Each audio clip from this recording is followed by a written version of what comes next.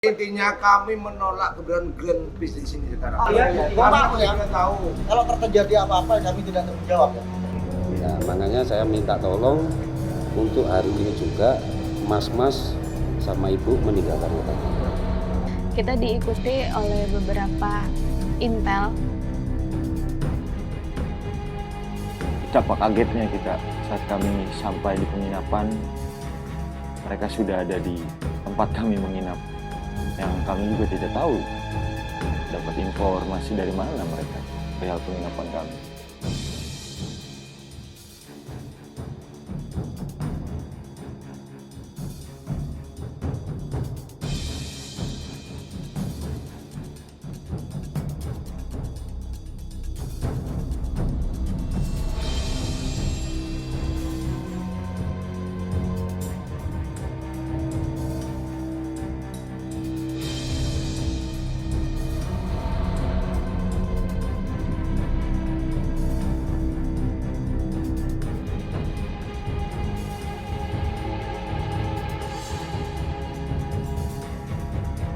Minum dulu boleh ya? Intimidasi, sesi intimidasi ini gila nih. Baru ngalamin yang kayak gini ya. Dari satu sisi lain seru, kayak kejar-kejaran, kayak di film-film ini, action ya.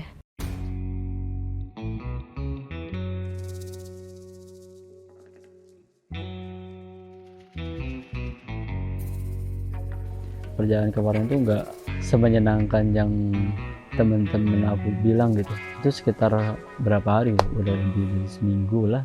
Akhirnya pas udah di Batang tuh kayak ada sesuatu yang emang bikin kayak aneh banget itu. Mau nyampe ke Batang ngobrol-ngobrol sama warga di sana, kok tiba-tiba ada yang liatin kayak itu kan. Tiba-tiba ada yang nguntit aja. Ada masyarakat sana yang nanyain, oh ternyata ada yang ikutin kita katanya. Kita semua dikagetkan dengan tragedi yang tidak kita pikirkan sama sekali. Kita diikuti oleh beberapa intel dari satu tempat ke tempat lain, dan itu intens ya, terus menerus. Masuk ke sini, ke mobil ini, mereka masih nungguin di depan kita. Di Semarang mereka udah mulai terang-terangan, sampai masuk ke Pati. Mereka udah mulai menanyakan maksud dan tujuan kami bersepeda. Untuk data atau bagaimana Pak? Mohon maaf.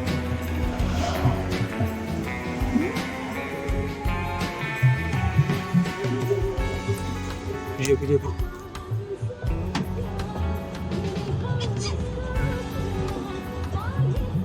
Ini dari Polres.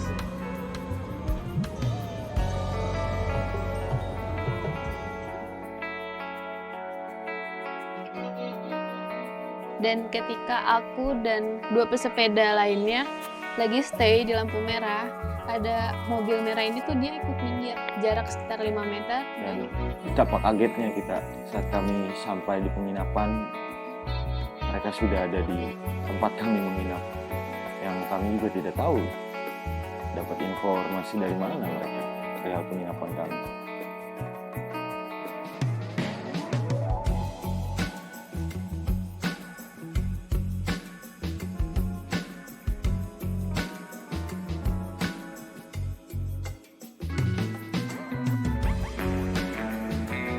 ternyata dia udah di dalam lobi. Ternyata si intel tersebut ikut nginep di hotel ini, di Sapin Hotel ini. Menjelang sore adalah satu mobil support kami yang ditabrak dengan alasan yang tidak masuk akal, yang diceritakan oleh keamanan hotel yang kami inapi. Gimana Mas? Gimana Mas? Sorry. Ini Iya, kami dari Hotel iya Sapin. dari Hotel Sapin. Terus Ibu menginap di kamar Ibu. kapan? Menginap untuk kapan maksudnya? Ini Ibu Sabrina Aulia. Iya. Ada apa emang Mas? Ada apa Mas? Menginap di Sapin atau di mana Ibu? Iya, ada apa? Ada yang bisa saya bantu? Mau konfirmasi, mau tanya yang bawa mobil pick up-nya dengan Bapak siapa? Oh gitu. Iya, kenapa? Ini mau ada keperluan Ibu. Bapak Ibu.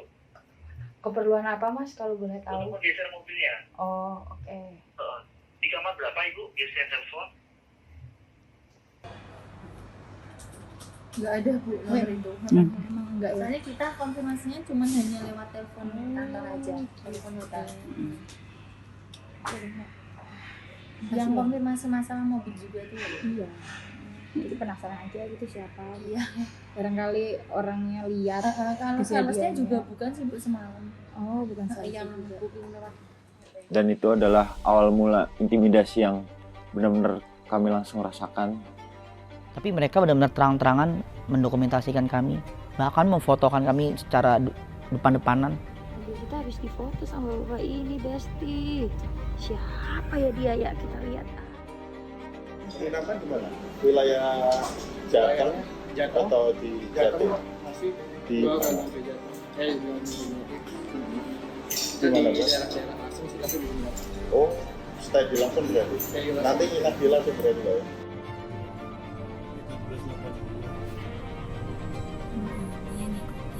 Kamu tadi expander sama ini nih. Di situ fokus aku tetap bersepeda, tetap ke rumah-rumah warga, silaturahmi ke warga. Cuman tensinya mulai kelihatan menonjol, mulai kelihatan ini siapa nih. Kami mulai saling mengingatkan dan saling menjaga satu sama lain untuk tetap tenang dan tidak gusar untuk merespon apa yang terjadi.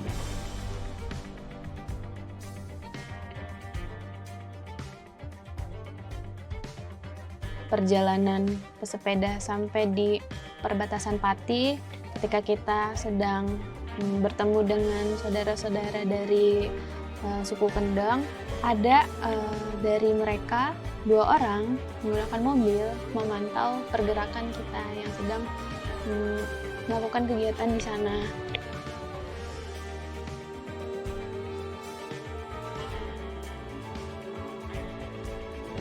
Kalau memang dia nggak takut ya seharusnya silahkan. Ya kan kita juga cuma mau lihat-lihat. Kemudian berlanjut perjalanan bersepeda menuju Lasem juga.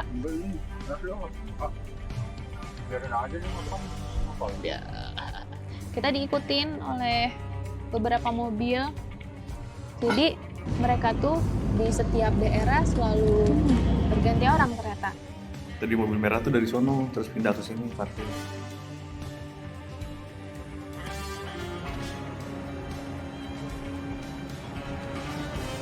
Jauh aja ke depan. Kita ke Five Hotel. Ke Five Hotel itu aku ngerasain pas ketika lagi sarapan. Gak lama aku keluar samperin si ibu itu. Akhirnya kita merokok bareng, terus bapak-bapaknya itu ikut nyusul.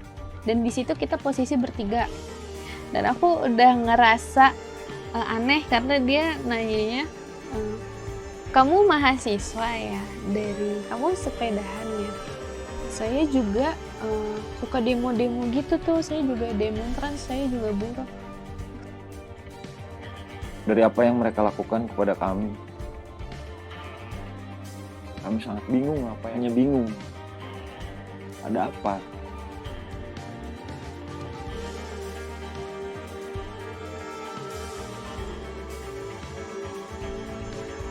Kita memang mau istirahat, udah capek. Iya, udah capek. Karena kan memang bohong. Iya, Intinya kami menolak keberadaan bisnis ini. Kita tahu ya. Kami tahu. Kalau terjadi apa-apa kami tidak tanggung jawab ya. Sampai akhirnya pas di Surabaya teman-teman dipulangkan.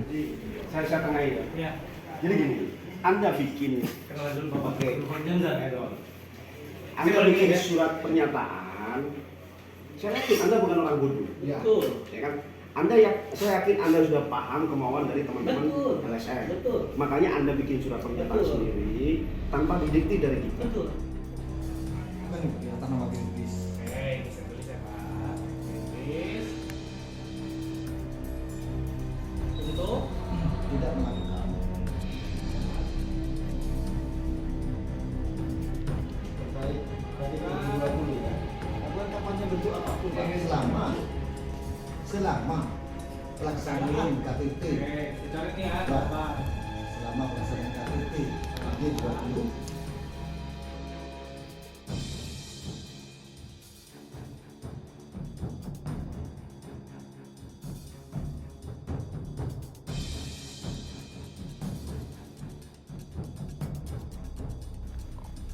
yang tadinya rame, kita kebayangkan 7, 8, sampai 10 orang gitu rame bersepeda. Semua dipulangkan kecuali aku. Intel-intelnya udah mulai berkeliaran di mana-mana dan itu mengganggu kenyamanan buat kami bersepeda. Takutnya ada apa-apa di jalan yang tidak diinginkan. Keesokan harinya tuh di Surabaya aku berjalan mengayuh sepeda menuju Probolinggo. Pokoknya masuk di Probolinggo kami berhenti dan dapat kabar bahwa teman-teman dokumentasi yang udah duluan menunggu di depan di demo. Saya Andri. Pak Andri boleh dibuka? Oh iya. Saya aja ngomong master. Pak Iya. Andri dari mana? Saya dari Ormas Mahasiswa. Oh. Saya mohon hari ini juga Ibu meninggalkan sama. Akhirnya di situ kami memutuskan untuk balik ke Malang. Nyampe di Malang, aku pikir udah selesai. Udah yang di mobil kita udah tidur, bangun tidur. Udah aman, kita udah di Malang. Oke. Ternyata di tempat penginapan kita itu sekitar ada 4 mobil. Ketika mobil kita baru datang mau parkir, semua udah angkat HP tuh.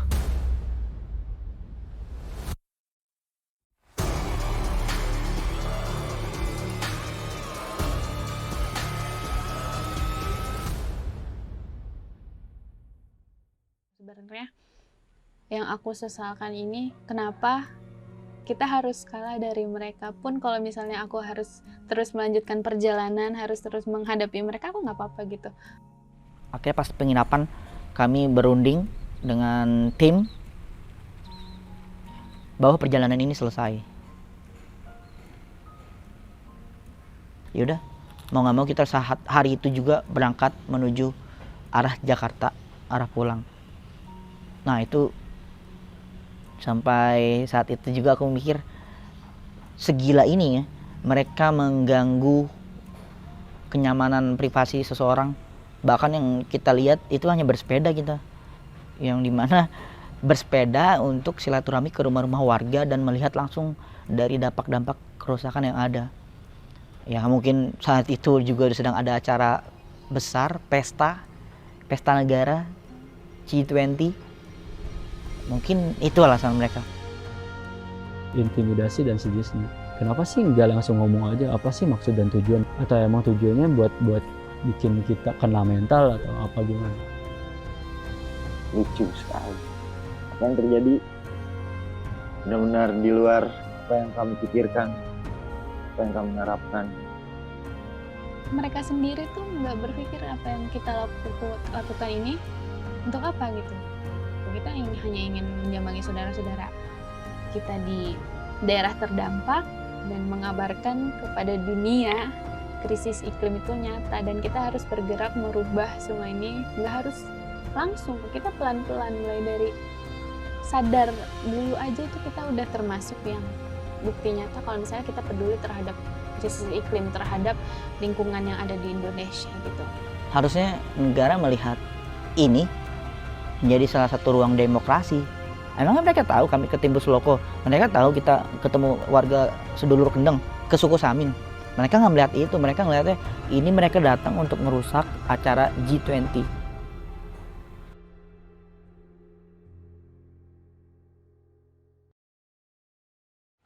Tidak apa-apa kita pulang, tapi tetap kebenaran akan selalu hidup, kebenaran akan selalu terdengar, dan pasti itu merupakan kemenangan untuk kita semua, kemenangan untuk teman-teman yang menjalankan misi ini, Cashing the Shadow, teman-teman Greenpeace, dan semuanya yang bergerak untuk terus menjalankan dan mensukseskan kegiatan ini. Aku percaya usaha yang kita lakukan bersama itu akan menghasilkan jawaban yang indah tentang apa yang kita cari, apa yang kita jalankan, apa yang kita ambil, agar terdengar, agar tersuarakan kepada mereka yang di sana, yang tidak mau mendengar, yang mata, telinga, dan suaranya ditutup. Untuk warga-warga yang tertindas, untuk warga-warga yang tidak pernah didengar. Sukses selalu untuk semuanya, teman-teman Greenpeace, dokumentasi, pesepeda yang menjalankan misi ini. Terima kasih aku ucapkan, sehat-sehat selalu. Semoga apa yang kita lakukan membuahkan hasil yang tak akan pernah terlupakan. Sampai ketemu lagi.